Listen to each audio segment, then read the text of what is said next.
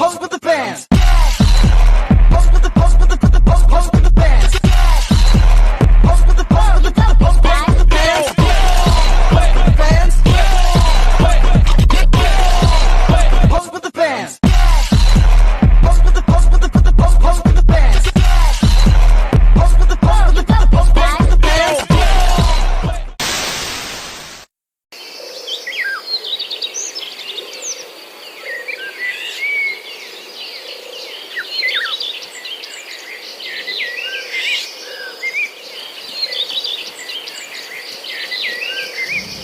Tanah merupakan aset penting dan utama sebagai sumber penghasilan utama bagi kelompok orang miskin di hampir seluruh negara berkembang.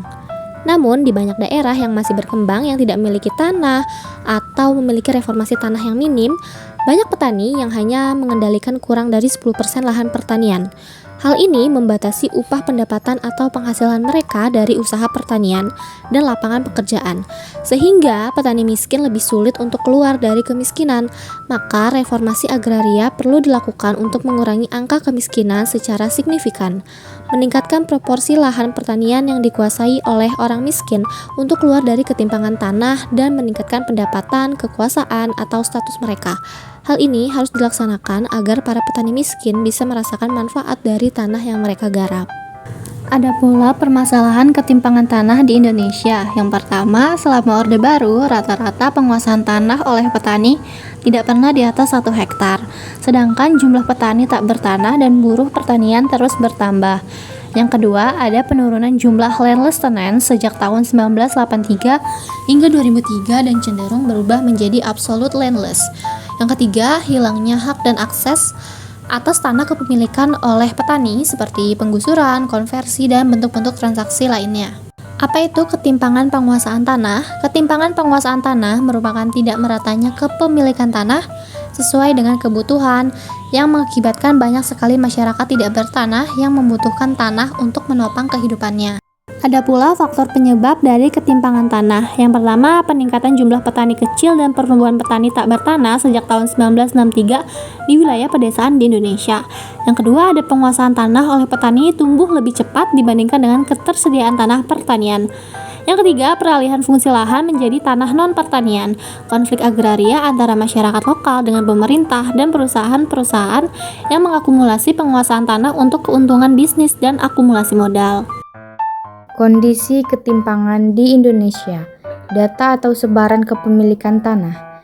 Ketimpangan penguasaan tanah di Indonesia sangat tinggi dengan rasio Gini sekitar 0,55 tahun 1963 hingga 0,72 tahun 2003 menunjukkan konsentrasi lahan sangat timpang. Mayoritas rumah tangga petani lebih dari 40% menguasai tanah sangat kecil, kurang dari 0,5 hektar. Bahkan jumlah petani tanpa tanah terus meningkat. Rata-rata kepemilikan tanah petani kecil tidak pernah memenuhi standar minimum produktif yaitu 2 hektar. Rata-rata hanya sekitar 0,8 sampai 1 hektar. Dampak sosial ekonomi. Ketimpangan tanah memicu kemiskinan pedesaan, terutama bagi petani kecil dan tak bertanah.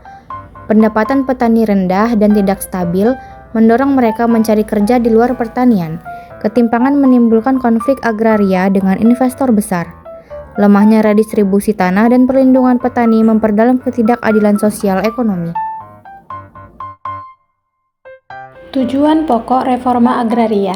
Kebijakan agraria idealnya memiliki tujuan, yaitu yang pertama, keadilan sosial, mengurangi ketimpangan tanah antara elit dan petani desa. Yang kedua, kesejahteraan petani, yakni menjamin akses legal atas tanah dan memperkuat posisi ekonomi petani. Yang ketiga, pengentasan kemiskinan, membebaskan masyarakat dari kemiskinan lewat distribusi tanah dan pengakuan hak adat. Dan yang terakhir, kedaulatan pangan, yakni memperkuat pertanian lokal agar tidak bergantung pada impor dan korporasi besar. Restrukturisasi. Restrukturisasi ini bisa meliputi yang pertama, redistribusi tanah, reformasi kelembagaan, dan pengakuan hak adat. Sejarah reforma agraria di Indonesia. Pada masa Orde Lama, Undang-Undang Pokok Agraria tahun 1960 lahir sebagai respon atas ketimpangan tanah pasca kolonial. Land Reform Orde Lama meliputi pembatasan luas maksimum tanah, redistribusi tanah kepada petani tak bertanah, serta larangan praktik feodal, yang memiliki tujuan utama menciptakan keadilan sosial, memperkuat basis ekonomi petani, dan mendukung pembangunan nasional. Hambatannya konflik politik antar partai dan elit, kurangnya aparatur pelaksana, serta resistensi dari tuan tanah besar. Dampaknya, meski UUPA progresif, implementasi land reform terbatas karena situasi politik ketegangan menjelang tahun 1965. Pada masa Orde Baru, reforma agraria terhenti. Pemerintah lebih fokus pada revolusi hijau, transmigrasi, dan perkebunan, sehingga ketimpangan tanah semakin tajam. Di era reformasi, program PTSL mulai dijalankan, sertifikasi tanah meningkat pesat, namun redistribusi masih terbatas. Lalu di era Jokowi, reforma agraria masuk nawacita. Targetnya 9 juta hektar tanah dengan program utama yaitu PTSL. Sertifikasi naik signifikan meski redistribusi lahan tetap jadi tantangan. Tantangan dan hambatan konflik agraria, politik, dan ekonomi di Indonesia. Nomor 1, konflik agraria. Tantangannya berupa ketimpangan kepemilikan tanah dan lemahnya reforma agraria. Dualisme hukum negara versus adat dan tumpang tindih klaim. Selanjutnya ada ekspansi perkebunan atau tambang merampas ruang hidup. Hambatannya berupa birokrasi rumit, data tanah tidak akurat, resistensi elit dan korporasi. 2. Konflik politik. Tantangannya berupa dominasi oligarki dan minim representasi masyarakat. Selanjutnya ada kebijakan agraria dijadikan alat politik transaksional. Hambatannya berupa partai tergantung pemodal dan penegakan hukum yang lemah. 3. Konflik ekonomi, oligarki, korporasi, dan birokrasi. Tantangannya berupa konsentrasi lahan oleh korporasi besar dan monopoli sumber daya.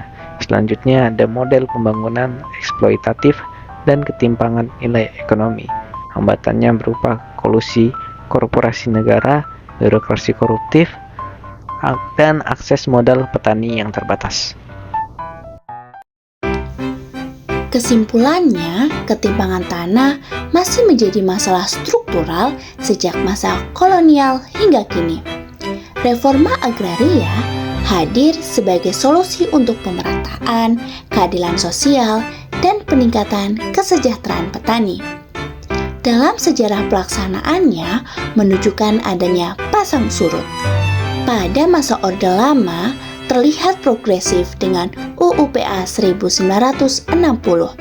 Pada masa Orde Baru menekankan pembangunanisme. Sedangkan pada masa era reformasi hingga kini mencoba untuk revitalisasi. Namun dalam pelaksanaannya masih ada beberapa hambatan, di antaranya konflik politik, dominasi korporasi dan oligarki, serta lemahnya implementasi kebijakan. Reforma agraria tetap menjadi agenda penting untuk menjawab ketimpangan struktural dan mendukung pembangunan berkelanjutan.